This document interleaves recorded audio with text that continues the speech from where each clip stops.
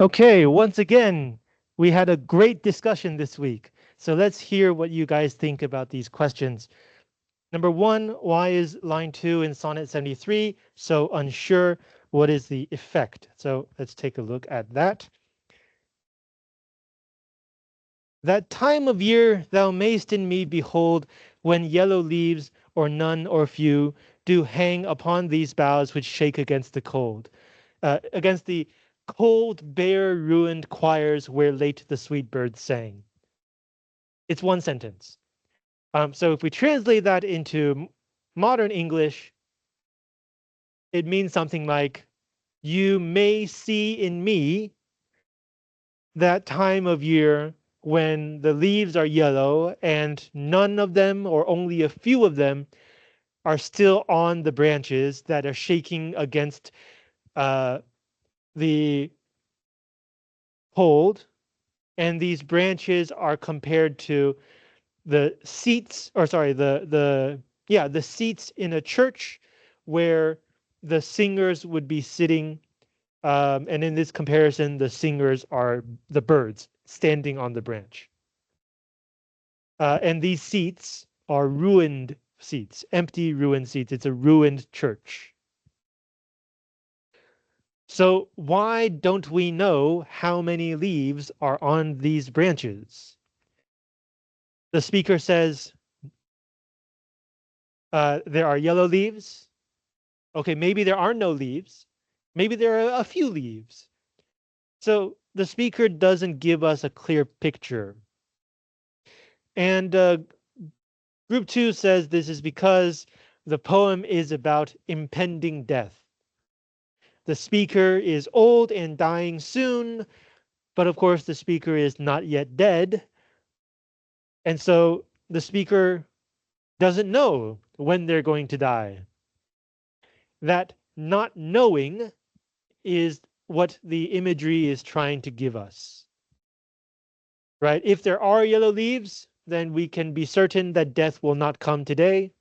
If there are no leaves, that means the speaker has died. So it's somewhere between knowing and not knowing. We know it's not now, but we don't know exactly when. And the second part of this question is the effect that this creates for the rest of the poem. If our very first image is so uncertain, that carries forward into the other images. For example, starting with line 5.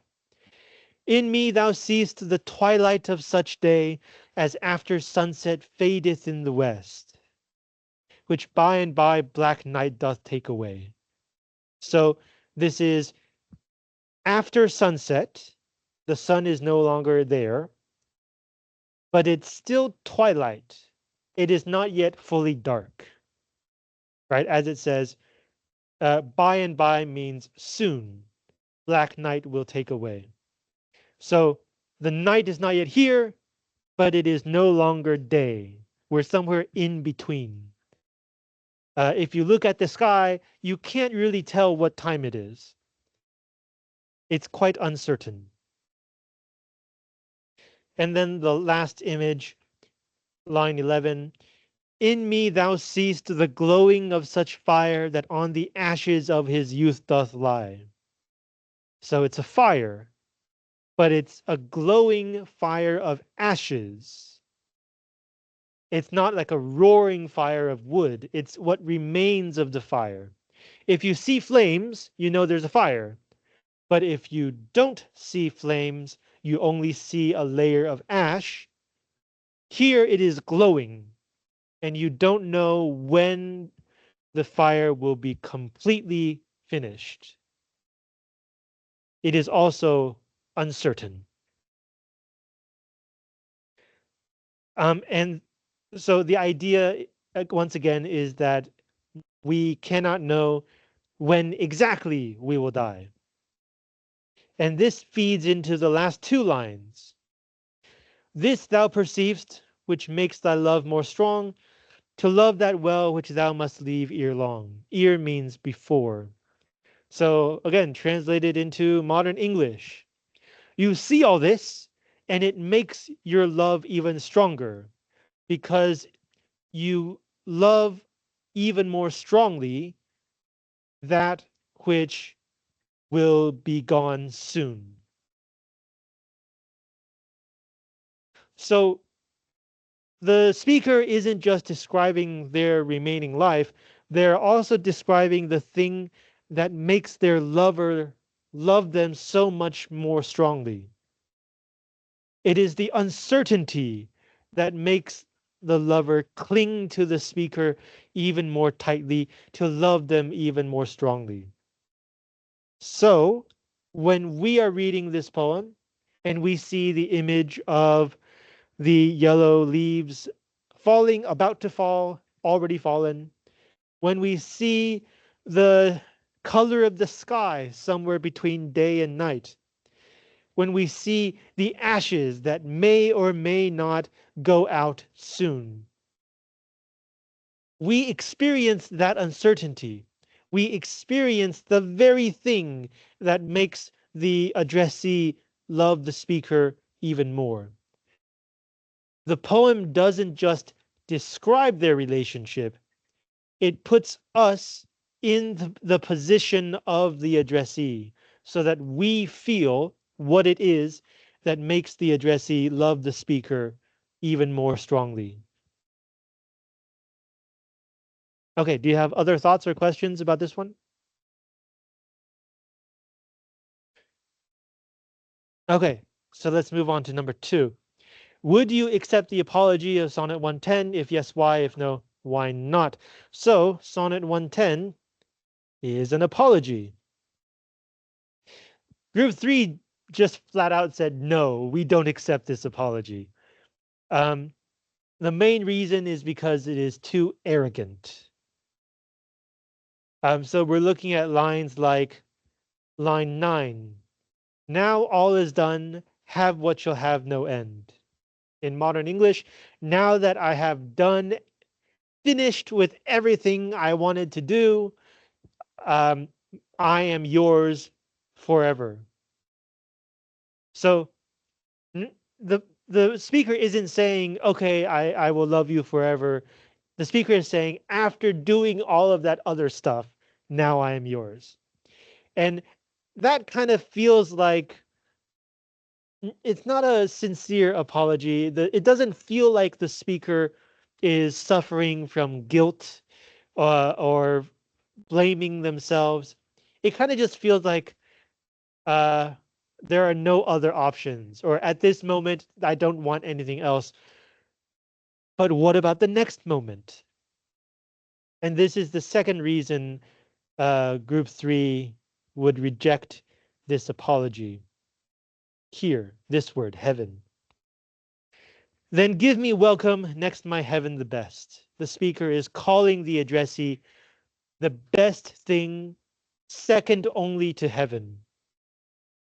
But notice it's not heaven, it's my heaven. And the word heaven is not capitalized. It is a lowercase h, not a capital H. Usually in a poem like this, um, if we're talking about a grand absolute idea, especially related to fate or religion, it should be capitalized. But here it's not. So it is possible that here the word heaven is not talking about the heaven above where God lives, but the speaker's own idea of what is the best thing. So it's possible that the best thing for the speaker is not religious faith, it could be something else. Now, this argument is second because it is weaker, and it is weaker because this poem is not exactly as we received it from Shakespeare. It has been through the hand of an editor. And an editor may have changed some things, especially things like uppercase or lowercase letters. So if if this was Shakespeare's original intention, then this interpretation would make sense. But if it's the editor's choice, it would make less sense. I'm also reminded here when Shakespeare died, in his will, he left his wife's name was Anne Hathaway, by the way. He left his wife his second best bed. And we're not sure why. I get the one possible explanation is that um, usually the best bed was reserved for guests or their children, and that the couple slept in the second best bed. So in fact, that was their bed, but we don't know. Now, group three, or sorry, yeah, group three basically said we don't accept this apology for these reasons. But there is another possible answer. Look at line 8. And worse essays prove thee my best of love. As the footnote says, essay is not a written text. Essay means attempt. So this line is saying, after trying relationships with so many other people, it all proves that you are the best choice for me. So yes, it does admit that the speaker has had many, many more relationships. And I guess most of them are not faithful relationships.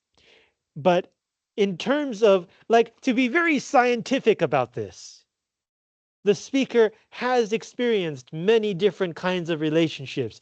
They have a lot of data to compare and analyze. And their conclusion, if they're telling the truth, is that the addressee is in fact their best match. Is this a romantic way of saying this? No. Is this in fact a good way of saying this? Also no. But the thing that the speaker is saying, does it make sense? It could. Usually, we believe that the more experience you have, the better judgment you have. So if the speaker has had many, many romantic experiences, then they are in a position to make a good judgment about who is their best partner.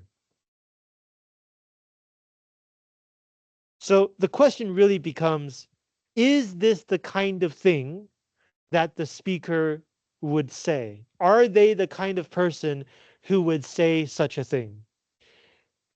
In other words, what is the relationship like between the speaker and the addressee? Does the addressee know that this is the kind of thing the speaker would say? If it is, then this apology becomes very sincere. If it's not, then Shakespeare is giving us an asshole as a speaker.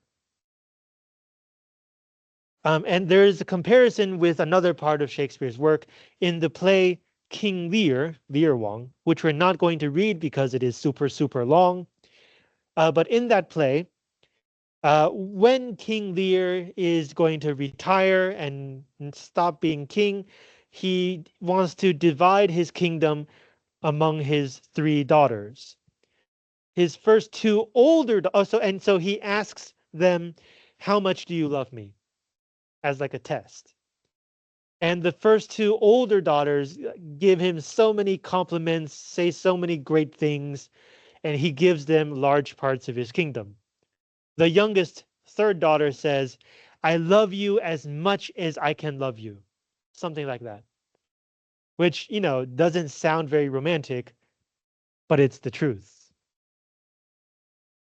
And in the event in that play, the youngest daughter is the only good person. The older two daughters are evil. You can draw your own conclusions from that. So depending on what kind of person the speaker is, depending on how the addressee understands the kind of person the speaker is, the apology could be sincere, or it could be what it looks like, which is a very half-assed attempt to apologize. We don't know who the poem is talking to, so it is an open question left to the two characters or the two personae in this poem. Okay, other thoughts or questions about this one?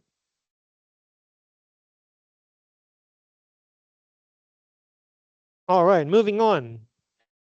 Question 3. Do you agree with the argument or main point of Sonnet 116? So let's take a look at this one. Group 4 says yes, they agree. And if we look closely, I think we can see why. Let me not to the marriage of true minds admit impediments. Translated into modern English means, let me not concede that a true marriage of the minds, two people truly in love, will have some kind of obstacle between them. I do not accept that this could be possible. So two people truly in love have nothing between them. Love is not love which alters when it alteration finds. If love encounters changes and the love itself does change along with those changes, it is not love.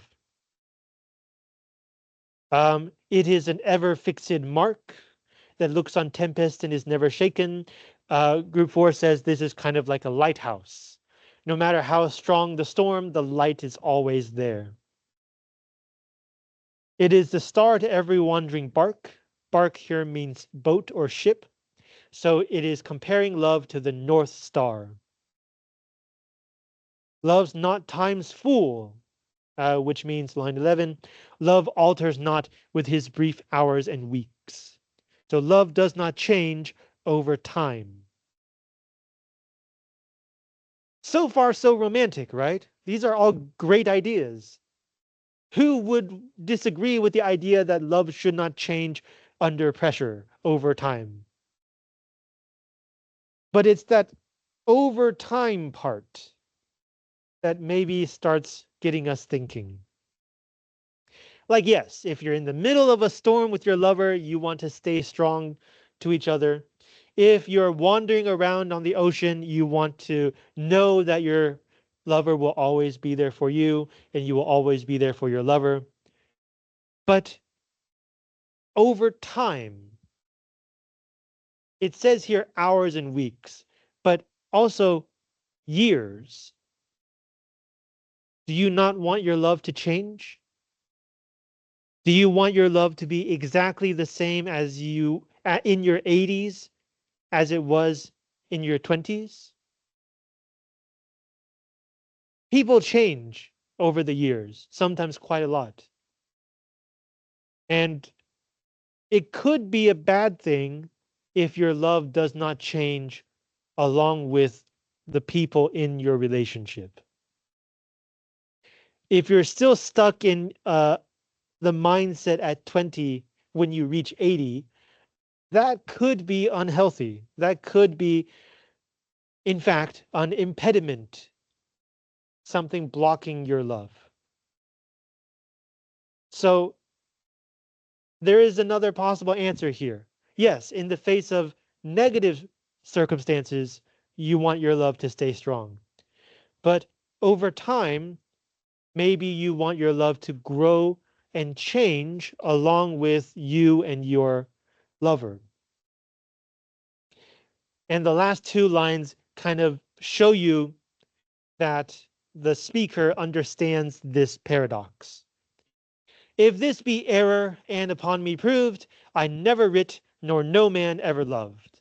In modern English, if this is wrong, and you prove it to me, and I accept your proof, then I have never written anything, and no person has ever truly loved before. But if you think about it, this is circular logic, 循环论证. If my definition of love is wrong, then no one has ever truly been in love according to that definition, which is wrong. It's a circle. Another way of saying this is that it is self-contained. The logic of this poem does not consider situations outside of itself. it thinks of love only in terms of facing negative situations. So it doesn't consider other possibilities. So, of course, in itself, it seems like a complete and admirable picture of love. But by looking closely at these two moments in the poem, we can see that uh, it is not a complete picture. It is a limited picture, and it's good so far as it is inside those limits. But outside those limits, there's also many different faces of love, not just, staying strong in the face of adversity. Oh, okay. Other thoughts or questions about this one?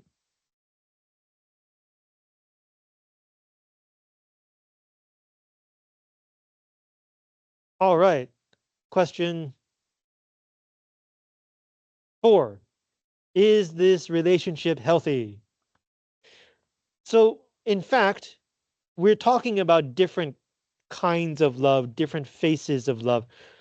Sonnet 138 is a great example of a different kind of love.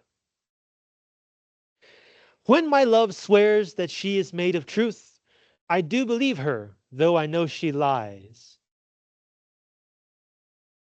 That she might think me some untutored youth, unlearned in the world's false subtleties. She tells me lies like I'm a young man who doesn't understand how people lie.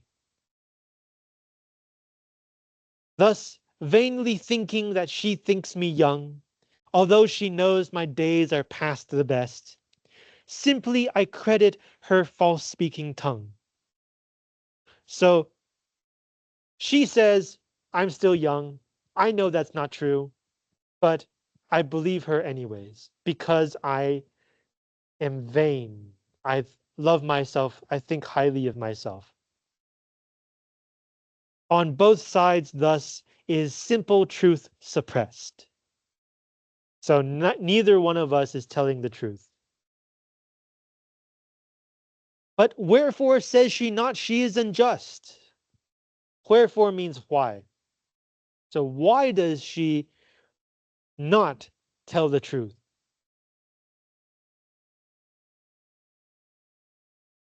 And wherefore say not I that I am old? Oh, love's best habit is in seeming trust. Habit here means clothing, appearance. And so this connects with the word seeming, right? Seeming is also a kind of appearance. And age in love loves not to have years told. Therefore I lie with her and she with me, and in our faults by lies we flattered be. So group 5, again, first reaction is not a healthy relationship. She's lying to you, you're lying to her. What are we doing here? But if you take a closer look, especially after line 9, right? Why are they lying to each other? Because they need that trust. It's a trust built on uh where is it? This understanding. On both sides, thus, is simple truth suppressed. So it's one thing if she lies to me and I find out, but it's another thing if she lies to me and I know she's lying to me and she knows that I know that she's lying to me. Now it's not deception, 欺骗. Now it is an understanding, 默契. So in this poem, the or not the addressee, I guess, but like the woman is lying about, it says here, she is made of truth, which means she is truthful, which means she is not cheating on me. So she's lying about this. But then she also But then, like, I'm also lying to her when I present myself as younger than I am. So each person is lying to the other person for mutual benefit. And they both understand that this is what is happening. And so you can say that their love is built on lies, but you can also say the foundation of their love is lies. This love has a foundation. And finally, the poem also hints at this connection here. I lie with her and she with me. The footnote says lie has two meanings: to deceive, to lie to someone, and to have sex with. So I lie with her and she with me can mean we lie to each other. It can also mean we have sex with each other. It's one word with two meanings, and therefore in this poem, those two meanings are connected. They have a great relationship because of their lies. Now, back to the original question, is this a healthy relationship? Yeah, you can still say it's a strong but unhealthy relationship. But you can also take a closer look at what it means for a relationship to be healthy in the first place. Can you judge whether a relationship is healthy based only on specific attributes? If they have this, if they do that, then it's healthy or not healthy? Or should we make that judgment based on the kind of people they are, how they belong in this relationship, and their mindset and attitude toward each other? Maybe you don't want to be in a relationship where you and your partner keep lying to each other. But if they think it's fine and they enjoy that relationship, who's to say that it's unhealthy? If you really want to get deep into it, who leads a perfectly truthful and honest life? Who here does not lie in their own life? Every relationship will include some degree of dishonesty. Maybe not to this degree, this is kind of serious, but there will always be things that you don't want to look too closely at in a relationship. And if we go a little deeper and I bring in some philosophy, we can say that um, a relationship of love, according to one model, is not built on any specific thing. It is self-sustaining or self-proving, 自我证成.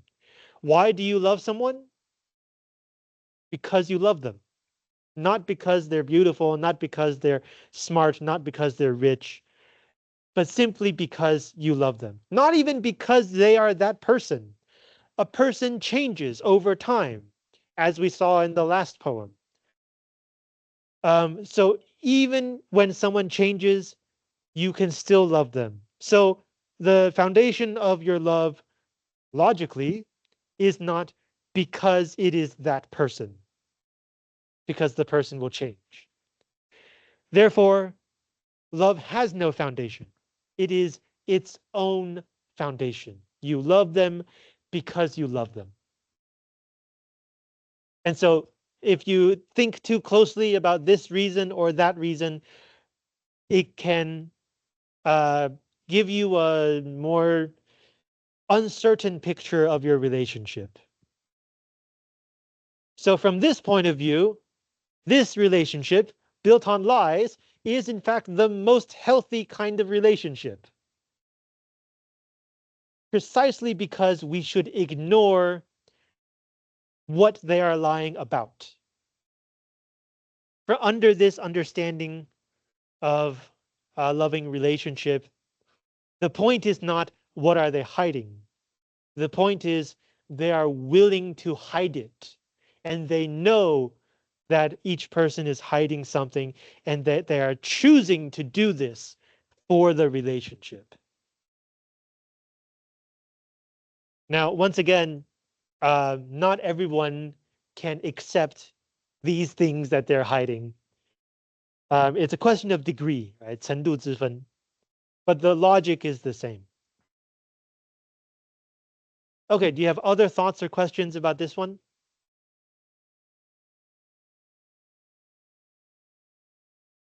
All right, question 5. This is today's big question. Sonnets are traditionally love poems. Does this describe these 10 sonnets by Shakespeare? Why or why not? And group 1 said generally no. Like sometimes Shakespeare will write about love, but usually in these 10 sonnets, the love is not the main point. So let's go backwards. 138, we just talked about this. Yes, it's a loving relationship, but it's a very unusual loving relationship. And it seems to be saying something about love and lies and trust. It is not as straightforward, oh, my lover is as beautiful as the sun, blah, blah, blah. Sonnet 129, which you can read in your own time, is about how lust seems a great thing before you have sex, but then after you have sex, it brings on all of the negative feelings. Definitely not a traditional love poem. 116 is about the idea of love. We don't even see lovers in this poem. There are no personae. So the subject matter is traditional, but the way that it approaches that subject matter is quite different. Line 110. Yes, it's about love, but it's an apology from a serial cheater trying to argue their way back into their relationship. Again, very unusual situation. Not a traditional love poem. 73. Okay, this feels more traditional, right? Two people, they're in love, lots of romantic imagery, but it's also about death and dying. And there's a connection between the approaching death and the strength of their relationship, which is not something we see a lot in a traditional love poem. In terms of traditional love poetry, if you want to talk about death, it's usually like, I will love you even after death, something like that. But that's not what's happening here. The love is happening before death and because of death. Sonnet 62, if you accept the interpretation that this self is talking about the speaker's lover, then the poem is saying, I love myself so much because you love me. Not traditional at all. Sonnet 60, life is short. Every step we take is a step toward death. Your beauty will not live forever unless I write about it in my poetry. So there is a lover, there is beauty, but there's no like loving relationship. It's more the poet or the speaker is praising the idea of poetry, especially their own poetry. 35. This is also slightly more traditional. Like you have two lovers, they are madly in love with each other to the point where when one person cheats, the other one forgives them before they even blame them because they are so madly in love. But of course, it's still not very traditional because in a traditional love poem, you would never say that your lover cheated on you. That's not even the possible subject matter. And Sonnet 30, um, also kind of romantic. If you understand the word friend to mean lover, then it's saying, I love you so much that when I see you, all of my sorrows go away. Okay, great. But the lover only appears in line 13. The first 12 lines has nothing to do with love. And then finally, Sonnet 18 is the closest to a traditional love poem because it is saying, my lover is more beautiful than a bright summer's day. Um,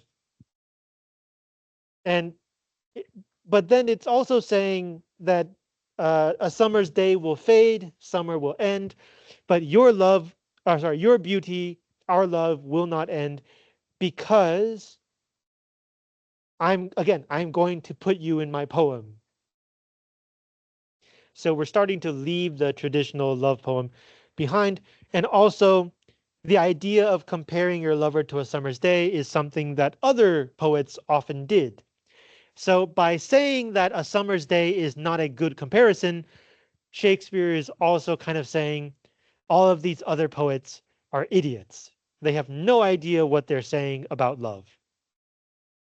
Usually, poets do not use love poems to attack other poets. So from the subject matter, it does seem like these poems are not exactly traditional sonnets. But there is one similarity, and this is something that Group 1 pointed out. However, there is one similarity that it's kind of unfair to expect you to know, but in a traditional Petrarchan sonnet from Italy, the origin of the 14-line sonnet poem, the main logic is paradox. So you have like uh, love is compared to a burning cold or a sweet suffering, something like that, right? It's a paradox. 一种吊诡. These poems, as we have seen, are full of paradoxes. Like we just talked about a relationship built on lies. That's a huge paradox, right? And then we also see this poem where the speaker forgives their lover for cheating on them because they love them so much, and in fact starts blaming themselves for doing this. Also a big paradox. 73, love that is made stronger because one of them is dying. Paradox. So in terms of the logic and the subject matter or elements of the subject matter, the similarities are that yes, love is part of these poems, and Shakespeare uses paradox to explain his ideas, but the main point is usually not a lover or a specific relationship. So Shakespeare's sonnets, their main innovation is to expand the scope of subject matter, no longer just about lovers and relationships, but about all kinds of things related to love, ideas, moments, different kinds, different ways. It's only after Shakespeare that poets added new and different ideas to the traditional sonnet. Thoughts or questions? Okay, next week we're watching a movie to introduce you to the first play, which is The Taming of the Shrew. Um, I will not be late for movies, so you should not be late either. Okay, see you next week.